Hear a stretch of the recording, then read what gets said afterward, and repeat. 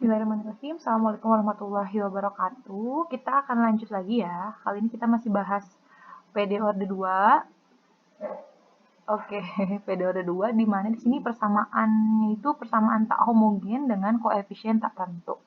Nah, apa sih kenapa disebut dengan persamaan tak homogen? Karena nanti bentuknya itu ya, bentuk umum dari persamaan diferensial orde 2 itu sendiri adalah LY sama dengan Y double aksen ditambah PT Y aksen ditambah QTY itu sama dengan GT. Nah, kemarin kalau misalnya dia homogen, itu kan GT-nya sama dengan 0, terus PT sama QT-nya yang sudah kita bahas, dia berbentuk konstanta. Nah, kalau sekarang, di sini bebas ya, jadi GT-nya tidak berbentuk sama dengan 0, bukan merupakan fungsi 0, PT dan QT-nya itu masih bebas. Nah, tapi di sini ada syaratnya, PT, QT, dan GT itu harus continue di interval I. Interval I-nya itu tergantung masing-masing soal ya. Oke, nah di sini ada dua teorema yang harus kita ingat. Yang pertama itu adalah sebentar.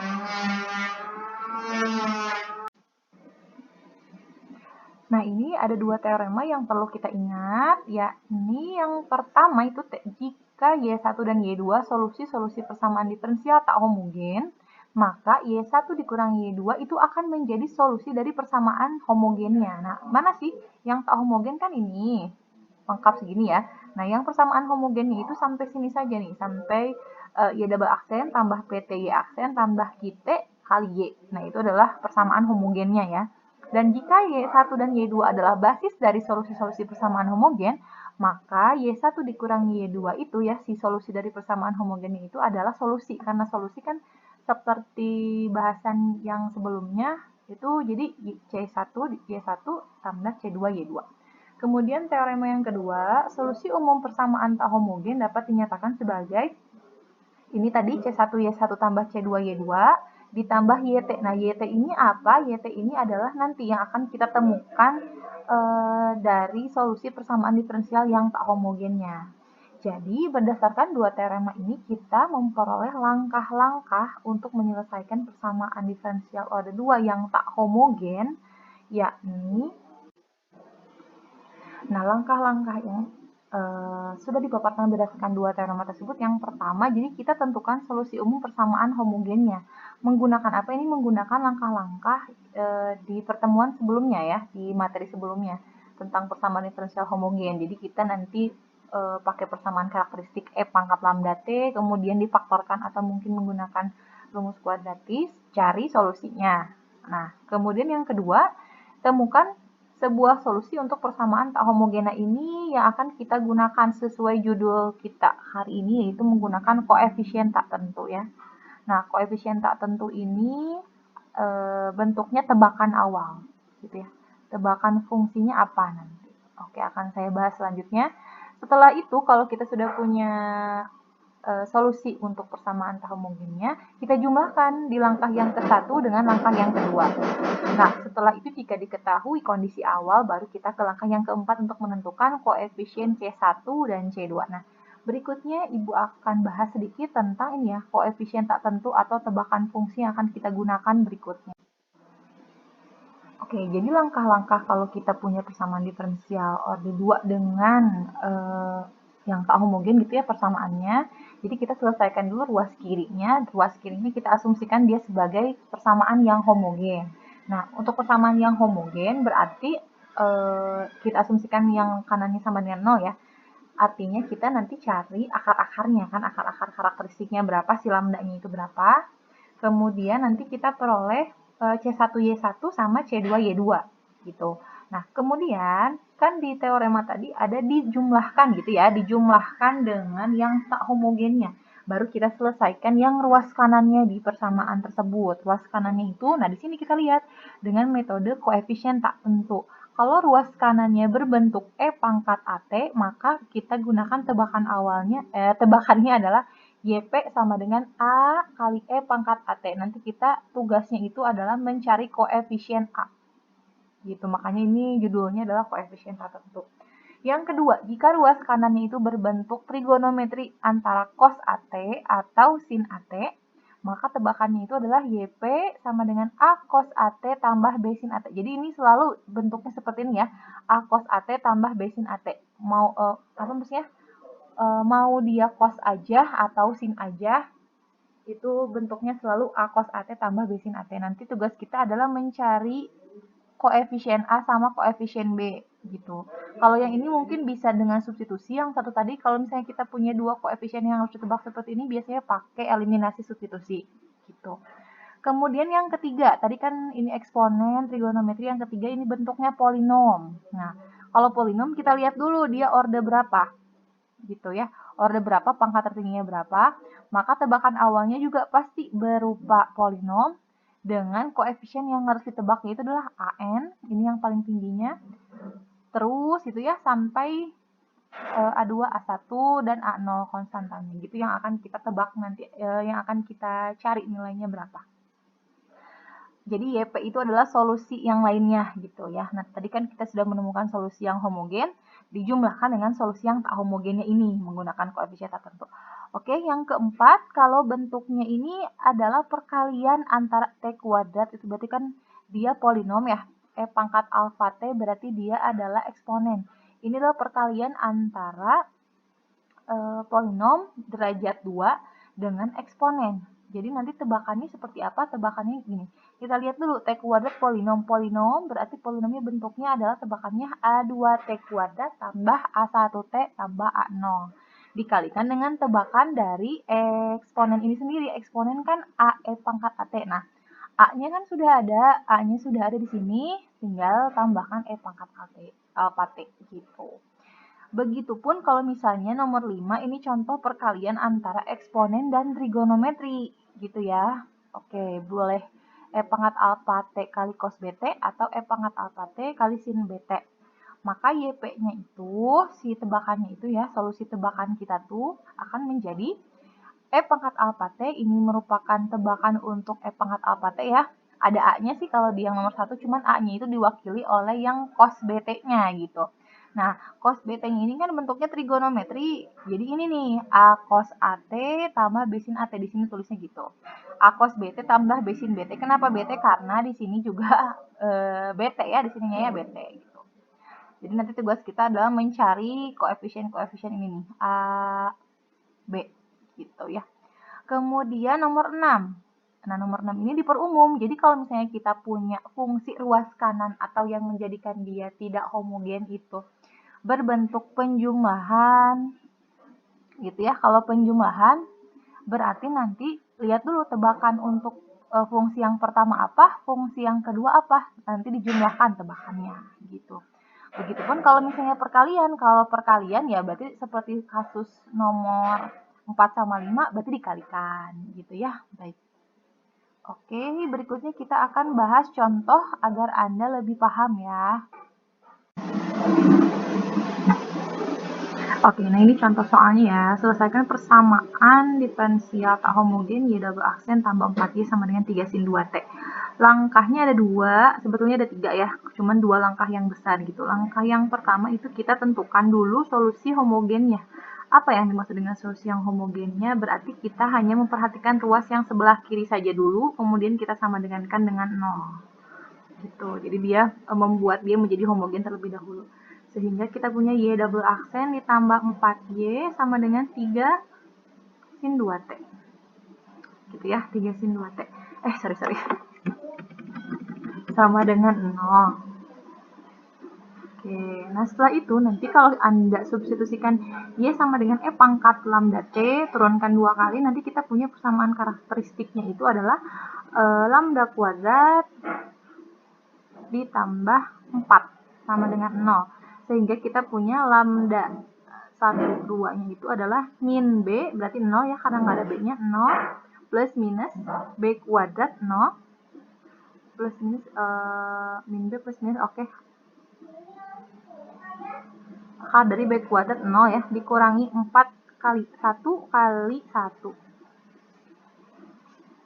Oke. Per 2 kali 1 ya. Ini hasilnya adalah plus minus akar dari negatif 16 per 2 atau plus minus dari 16 diakarkan kan 4 ya. Akar negatif itu saya tulis I karena dia imajiner bagi 2, sehingga kita punya plus minus 2I. Sehingga solusi umum dari solusi homogennya itu adalah solusi persamaan homogennya yakni C1. Ingat kalau misalnya dia imajiner akan berubah jadi trigonometrik. Untuk yang positif akan berubah menjadi cos 2T dan yang negatifnya berubah menjadi sin 2T ya. Oke, seperti itu. Kemudian langkah yang kedua, kita akan perhatikan solusi yang tak homogennya. Mana yang tak homogennya? Yakni yang sebelah kanan. Kita pakai koefisien tak tentu tadi yang sudah saya tuliskan banyak ya. 3 sin 2T. Oke, ini adalah GT ya. Saya tulis GT-nya sama dengan 3 sin 2T. Maka tebakannya itu jadi apa? Tebakannya adalah YP sama dengan A cos BT gitu kan ya. BT-nya berapa? 2T ditambah B sin BT. BT-nya berapa? 2T juga. Oke. Nah, namun di sini kalau misalnya Anda nanti mensubstitusikan turunan keduanya ke persamaan, nanti akan menghasilkan 0 sama dengan 3 di sin 2T. Jadi saling menghilangkan. Sehingga si tebakan ini akan kita modifikasi sedikit menjadi AT. Oke, tambahkan T di sini. Nah, gitu ya. Oke. Tapi kalau misalnya tadi saat langkah ini disubstitusikan menemukan koefisien A sama B, itu nggak apa-apa ya, nggak usah ditambahin T. Tapi kalau misalnya setelah kita pakainya itu yang tadi, tapi tidak menemukan nilai A dan B, maka kita tambahkan T. Gitu. Setelah itu kita turunkan 2 kali, karena di sini persamaan diferensialnya order 2. Sehingga YP aksennya ini perkalian ya antara T dan cos 2T, sehingga pakai diferensialnya U aksen V tambah U V aksen. U aksen V berarti A cos 2T. U V aksen berarti AT ya, tetap AT. Turunan cos 2T berarti negatif 2 sin 2T ya, negatif 2 sin 2T. Oke gitu. Kemudian kita turunkan ini tambah U aksen V berarti B sin 2T. Oke, UV aksen tulis dulu BT. Sin turunannya adalah cos. Cos ya. Sorry.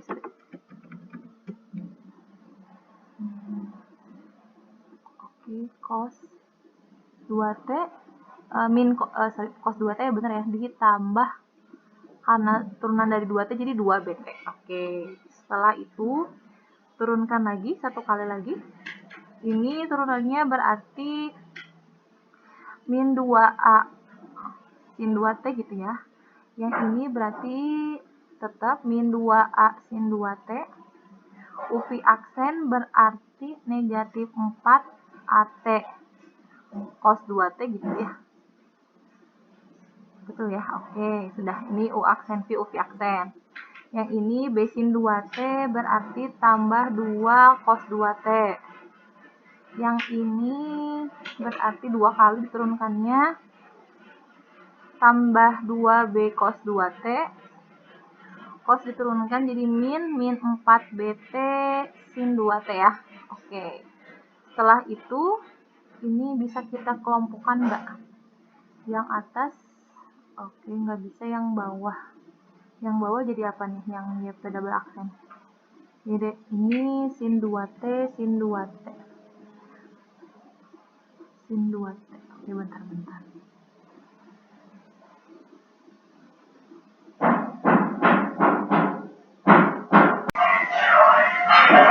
Oke, kita cek dulu. Ternyata di sini ada kesalahan ya. Ini. Turunan ini udah bener. Turunan ini U aksen V, ini kurang A ya. Oke. Kemudian ini U V aksen min 2. T berarti 4.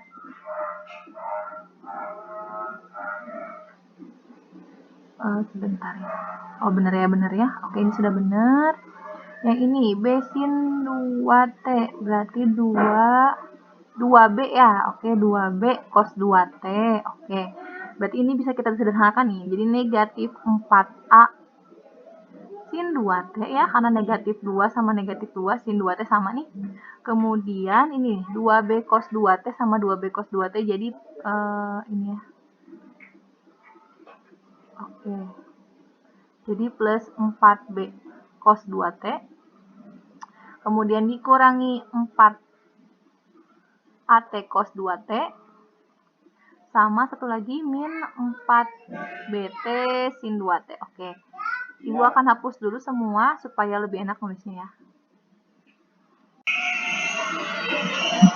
Oke, nah langkah selanjutnya adalah kita akan substitusi ya, substitusi si Y, isi YP sama YP double aksen ke persamaan. Oke, jadi kita punya itu tadi Y double aksen ditambah 4Y sama dengan 3 sin 2T. Nah, si Y double aksennya kita ganti dengan negatif 4A sin 2T ditambah 4B. Ini kita bisa dulu ya. Min 4B cos 2T min 4AT cos 2T min 4BT sin 2T. Nah, kemudian 4Y. Y-nya yang mana? Y-nya yang ini, yang YP. Oke, jadi kali 4 semuanya ya. Tambah 4AT cos 2T. Berarti tambah 4BT sin 2T. Oke. Nah, sekarang kita lihat. Ternyata ada yang saling menghilangkan nampaknya ya. Ini tuh sama dengan, mohon maaf, sama dengan 3 sin 2T. Ada yang saling menghilangkan nih, mana yang saling menghilangkan? Ternyata ini min 4 AT cos 2T sama ini habis ya. Terus yang ini juga habis sama yang itu. Sisanya tinggal min 4A sin 2T tambah 4B cos 2T. Sama dengan 3 sin 2T. Nah, sekarang kita perhatikan di ruas sebelah kiri ada sin 2T, cos 2T. Sebelah kanan hanya ada sin 2T. Sehingga sudah kita pastikan bahwa si 4B ini haruslah sama dengan 0. Gitu ya. Jadi 4B sama dengan 0, maka B-nya sama dengan 0.